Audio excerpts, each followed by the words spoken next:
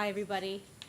So today, I'd like to tell you about the time I spent about 8 hours on the back of an elephant looking for a rhino. So this is March 2016 in the grasslands of Nepal's Chitwan National Park, which is kind of excellent habitat for the greater one-horned rhino, which is one of 3 species of rhino found in Asia. And as you can see in this picture, the color is a little off, so I'm not sure it's very clear, but it's very distinct in that it has this armor-plated looking skin that you can identify. Also, it's also known as the Indian rhino. So speaking of rhinos, today we're in the middle of a poaching crisis, which you all may not be a stranger to. Every day we hear stories of rhinos being killed and killed for their horns in particular. And in the midst of all that, I'm here to actually talk to you guys about a bright spot in rhino conservation. It's a story about bringing the greater one-horned rhino back from the brink of extinction. And it's one of Asia's biggest success stories, as Nigella mentioned. And it's one that I feel incredibly lucky to be part of. So let's take a journey and first find out, why are we on the back of an elephant looking for a rhino? This is why. If you could see the grasses in these areas, they grow much taller than elephants even at points. And not surprisingly, it's called elephant grass. And it's really hard to find anything in these areas. So you have to kind of go on elephant back to look for rhinos and other wildlife. And they're very important team members in the field work that we do in places like Chitwan National Park. So speaking of elephants and rhinos, let's look at why we're looking for a rhino again. But before we really go into that, let's talk a little bit about the history of rhino conservation. So you'll see that rhinos, the greater one-horned rhino, was once found in this large orange block that you see, all the way from northeastern Pakistan to the edges of northeastern India. And they were abundant, considered a pest species, and hunted for sport. So after centuries of hunting pressure, habitat loss, and poaching, numbers, not surprisingly, collapsed.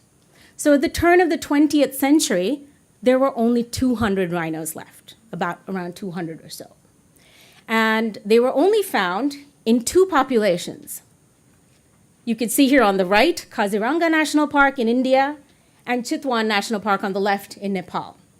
So this was an alarming situation, and that's when governments of both countries, India and Nepal, came together to figure out, what are we going to do about this situation? How are we going to reverse this downward trend and make sure that rhinos make a comeback? So how you do that is by protecting the rhinos, making sure they're safe where they live, protecting their habitat to ensure that they have a place to live, and by expanding their range back into where they used to exist and increasing populations through what we call translocation, which is the act of moving rhinos from places where they're abundant today to places where they used to exist but are no longer present within their historic range, as you can see.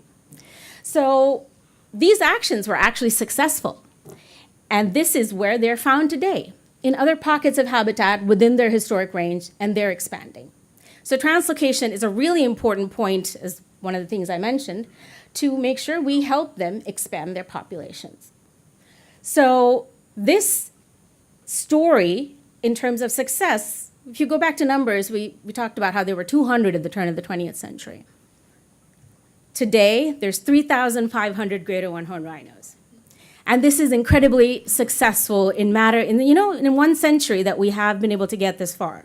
And the success is reflected in the fact that it's the only large mammal in Asia's recent history to have been downlisted from endangered to vulnerable on the IUCN, which is the International Union for the Conservation of Nature's Red List of Threatened Species.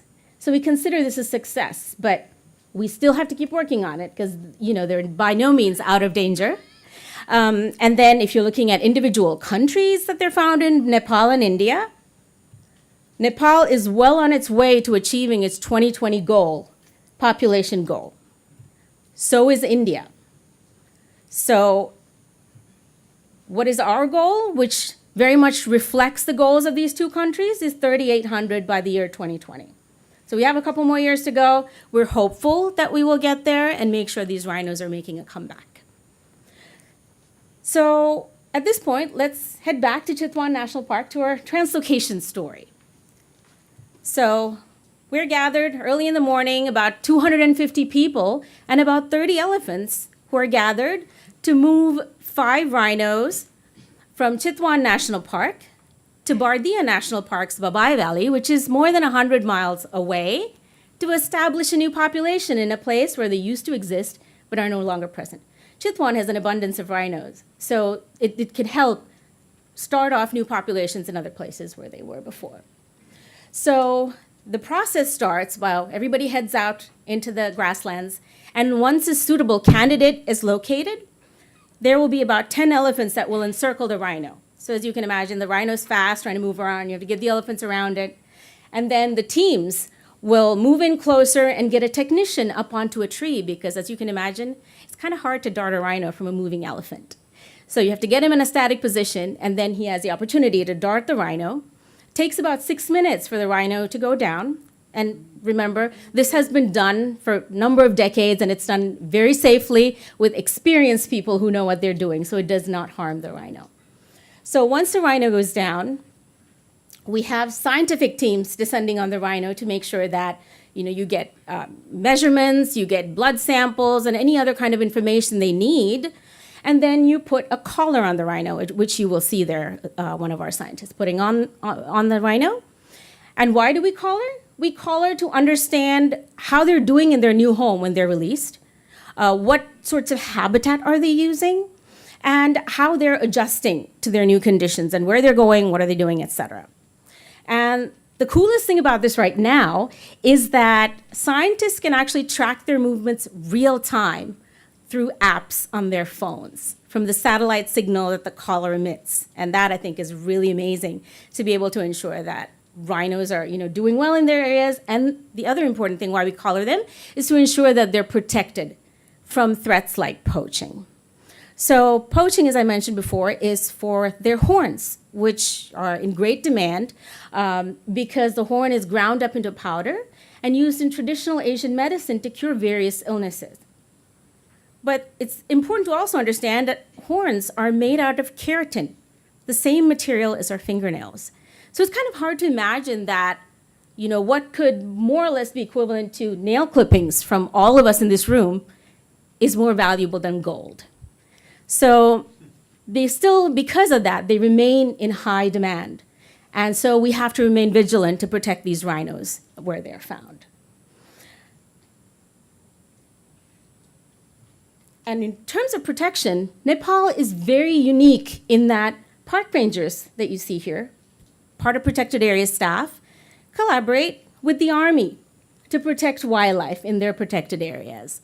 And this is also very unique in that Nepal, actually many of you may not know that Nepal is a leader in wildlife conservation. And this is significantly because of the engagement and investment in conservation that you get from all the way up from government down to grassroots community level. They all work together, they collaborate, and they work to make sure their wildlife is protected. And this leadership was actually catalyzed during a dark period of political instability between 2000 and 2005, when Chitwan National Park lost 1/3 of its rhino population. It's a big hit, as you can imagine. And this galvanized everyone even more to do more for conservation and to ensure that tragedies like that didn't happen again. So everyone came together because a rhino, it's a matter of pride for them. It's very closely connected to their national identity. So you want to make sure the rhinos are protected and doing well in the wild. And so through these hard lessons that they learned on the ground, Nepal was able to develop what is called a zero poaching toolkit. So as you can see, these 6 pillars, when they come together, and if you do that well, you can ensure that there is zero poaching of wildlife. And particularly, as I mentioned, the cooperation component is really important, that everyone is working together, all stakeholders are coming together. And working towards ensuring that wildlife are protected where they're found. And this has been so successful that Nepal actually celebrated 4 365-day periods of zero poaching in the earlier half of 2016. So this is, pretty significant. And now the toolkit is being used elsewhere in other countries. So it's showing, demonstrating leadership and sharing those lessons learned so others could take it from there and use it for their conservation purposes as well. So from there, let's head back to our translocation story. And once these rhinos are darted, if you remember, we darted the rhino, did the scientific examinations. Once they're darted, they're then taken to these crates that you see that are placed on the bed of the truck and loaded in and given an antidote to wake up. So as you can imagine, they're not quite happy when they wake up. It's suddenly disoriented. Where am I? What am I doing here? So they are then driven more than 10 hours overnight to their new home in Babai Valley.